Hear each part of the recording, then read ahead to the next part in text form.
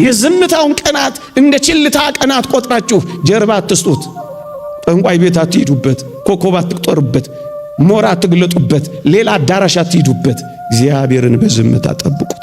ፈረስኩኝ እኮ አበቃሁኝ አለሁ እኮ አትበሉ። ብትፈርስም ሊሰራህ ይችላል። ብትሰነጠግም ሊጠግንህ ይችላል። ብትሰበርም አዲስ ሊያደርግህ ይችላል። እጠብቅሃለሁ በሉት። ጠንቋይ ከሚሰጠን እግዚአብሔር ሺህ ጊዜ ቢከለክለን ወገኖቼ፣ እግዚአብሔር ከሌለበት የሰባ ፍሪዳ ውስጥ ከምንኖር እግዚአብሔር ያለበት ጎመን ብንበላ አይሻልምን? ግድ የለም አንተ የሌለህበትን ፍሪዳህን ውሰደው። ወገኖቼ፣ ከሰይጣን መሳም የአምላኬ ቁንጥጫ ይሻለኛል ማለት ምንኛ የከበረ ልመና ነው። ጌታ ሆይ አንተ እኔ የማላውቀውን ጎዶሎዬን የምትሞላ ስለሆንክ ከእኔ ከማውቀው ሽንቁሬ አንተ ጠብቀኝ። እኔ ሽንቁሬን ለመድፈን ስሞክር አንተ ለካ ታላቁን ገደሌን ነው የምትሞላልኝ እና እጠብቅሃለሁ እንበለው። እኔ ከማላውቀው ጎዶሎዬ እግዚአብሔር የሚያውቀው ጎዶሎዬ ይበዛል። እኔ ከማውቀው ስንጥቃቴ እግዚአብሔር የሚያውቀው ገደል ይበዛል እና እጠብቅሃለሁ እንበለው።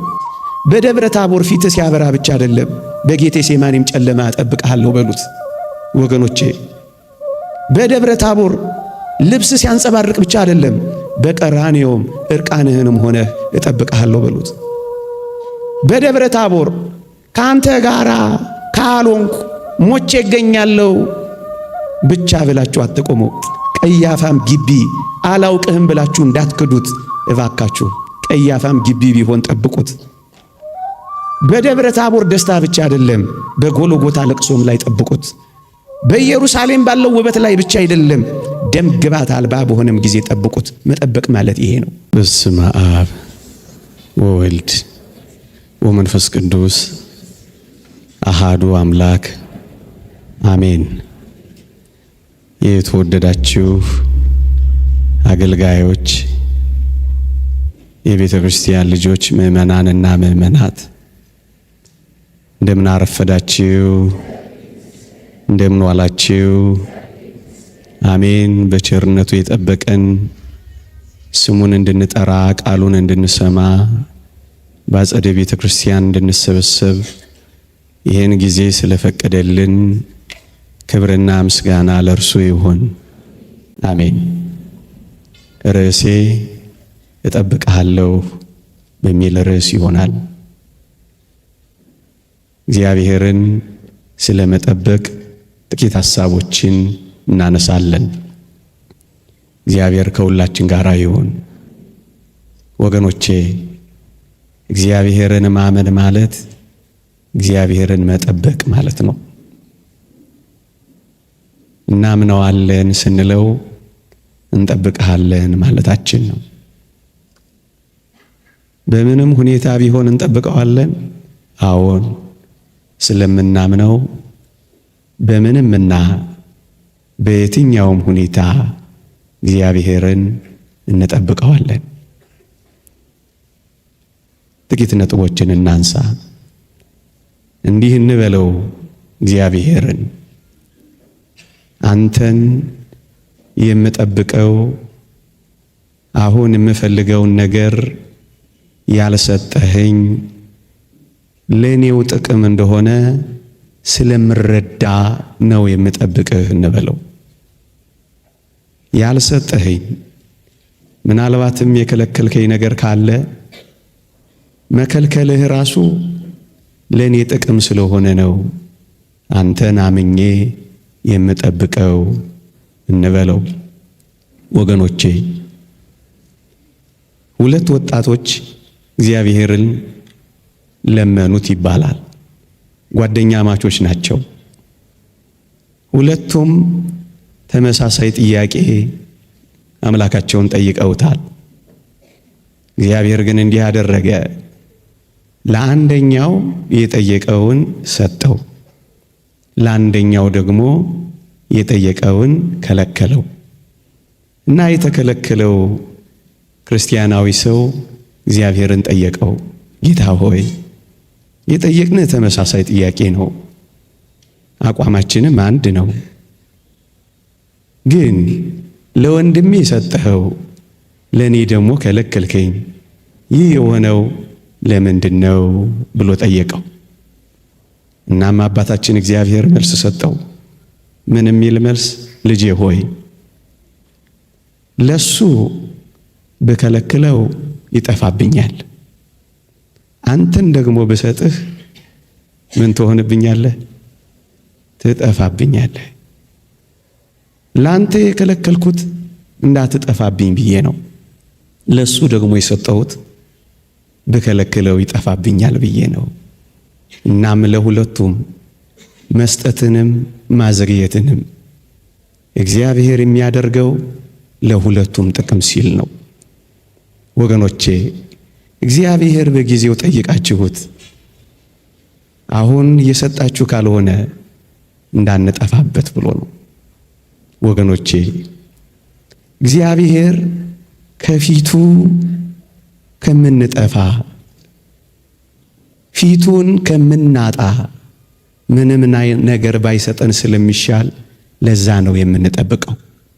ወገኖቼ የሚሰጠንን ነገር ይዘን ሰጪውን አምላክ ከተው ነው ስጦታው ይቅርብን። ፓትርያርክ ሽኖዳ እንዲህ ይላሉ፣ እግዚአብሔር ጸጋ እንዲሰጥህ ለምንኸው፣ ጸጋውን ሲሰጥህ አብሮ የጸጋው መያዣውን ትህትናንም አብሮ ካልሰጠህ ልጄ ሆይ አምላክህን እንዲህ በለው፣ ጸጋህን ከእኔ ውሰደው በለው። እየሰማችኋቸውን? ጸጋህን ሰጥተኸኝ አንተን ካጣው ጌታ ሆይ ጸጋህን ውሰደው በለው። የጸጋው ምንጭ የስጦታዎች ሁሉ ምንጭ እሱን አተን ጸጋው ቢበዛብን ምን ያደርግልናል? ጌታ ሆይ ጸጋህን ውሰደው። ጌታ ሆይ የጠየቅኩህን አዘግየው። ወገኖቼ የጠየቅኩህ ነገር ወደ እኔ ሲመጣ እኔ ከፊትህ የምወጣ ከሆነ ጌታ ሆይ አንተናና ነገሩ ይቅርብኝ በለው። ለዚህ ነው የምንጠብቀው ወገኖቼ። ምእመናን ጠንቋይ ከሚሰጠን እግዚአብሔር ሺህ ጊዜ ቢከለክለን፣ ወገኖቼ እግዚአብሔር ከሌለበት የሰባ ፍሪዳ ውስጥ ከምንኖር እግዚአብሔር ያለበት ጎመን ብንበላ አይሻልምን? ግድ የለም አንተ የሌለህበትን ፍሪዳህን ውሰደው። ወገኖቼ ከሰይጣን መሳም የአምላኬ ቁንጥጫ ይሻለኛል ማለት ምንኛ የከበረ ልመና ነው። ወገኖቼ ይህች ዓለም ማር ከምታቀርብልን ይልቅ እግዚአብሔር መራራ የለውም እንጂ መራራው እንዴት ይጣፍጣል። ለዚህ ነው እኛ እግዚአብሔርን የምንጠብቀው የሚሰጠን ነገር አሁን ያልሰጠን እግዚአብሔር ለኛ ጥቅም ስለሚያደርገው ብቻ ነው። ወገኖቼ አንድ ሕፃን ልጅ ቢላ ይዞ ሲጫወት ብናየው በእርግጠኝነት ቢላውን መንጠቃችን አይቀሬ ነው። ወገኖቼ ምናልባት የምንጠይቀው ስለት ምናልባት የያዝነው ቢላ ቢሆንስ? በቢላ ልጅ ሲጫወት ዝም ትሉታላችሁ? የኔ ሕፃኗ ልጅ በቢላ ስትጫወት ባያት እነጥቃት የለ? ብትነፈርቅስ ትነፍርቃ፣ ብታለቅስስ ታልቅሳ፣ ብትንደባለልስ ትንደባለላ። እናስ ራሷን ከሚጎዳት እኔ ብነጥቃት አይሻል? እኛ ከአምላካችን በላይ ያውቀን ነው ወገኖቼ። ቢላ ይሁን አበባ ይሁን ለማወቅ የቸገረን ምስኪኖች እኮ ነን ወገኖቼ። ይጥቀመን ይጉዳን የማናውቅ ደካሞች እኮ ነን። እኛ ከአባታችን በላይ ለምን ቢላ ሊያስኩም ብለን መጫወት ከፈለግን እንዴት ከባድ ነው ወገኖቼ። እግዚአብሔር አሁን ከእጃችን ላይ የሚነጥቀን ምናልባት ቢላ ሆኖስ እንደሆነ እግዚአብሔርን በትዕግስት የምንጠብቀው ወገኖቼ አሁን የማይሰጠን ለኛው ጥቅም እንደሆነ ስለምናውቅ ነው። መጠበቅ ማለት ሲሰጠን ብቻ አይደለም ሲከለክለንም ጭምር መጠበቅ ነው። እናስ እንደ ዕንባቆም ድምፃችንን ከፍ አድርገን እግዚአብሔር ሆይ ስትሰጠኝ ብቻ አይደለም ስትከለክለኝም ልጠብቅህን። ወገኖቼ መጠበቅ ማለት እኮ እንደዚህ ነው። ይውላችሁ የተከልነው በለስ ባያፈራም እንጠብቀውን? አዎ። የዘራነው የወይን ሐረግ ፍሬ ቢጎለውም እንጠብቀውን? አዎ እንጠብቀዋለን። ወገኖቼ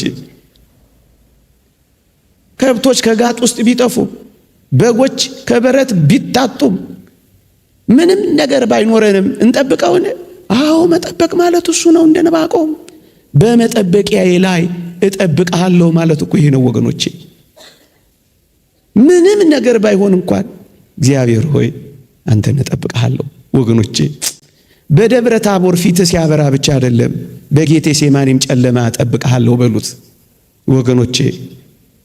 በደብረ ታቦር ልብስ ሲያንጸባርቅ ብቻ አይደለም፣ በቀራንዮም እርቃንህንም ሆነህ እጠብቅሃለሁ በሉት።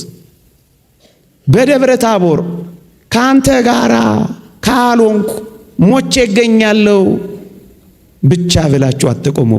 ቀያፋም ግቢ አላውቅህም ብላችሁ እንዳትክዱት እባካችሁ። ቀያፋም ግቢ ቢሆን ጠብቁት። በደብረ ታቦር ደስታ ብቻ አይደለም፣ በጎልጎታ ለቅሶም ላይ ጠብቁት። በኢየሩሳሌም ባለው ውበት ላይ ብቻ አይደለም፣ ደም ግባት አልባ በሆነም ጊዜ ጠብቁት። መጠበቅ ማለት ይሄ ነው። አንድ ሁለተኛ፣ ለምንድን ነው እግዚአብሔርን እጠብቅሃለሁ የምንለው ወገኖቼ?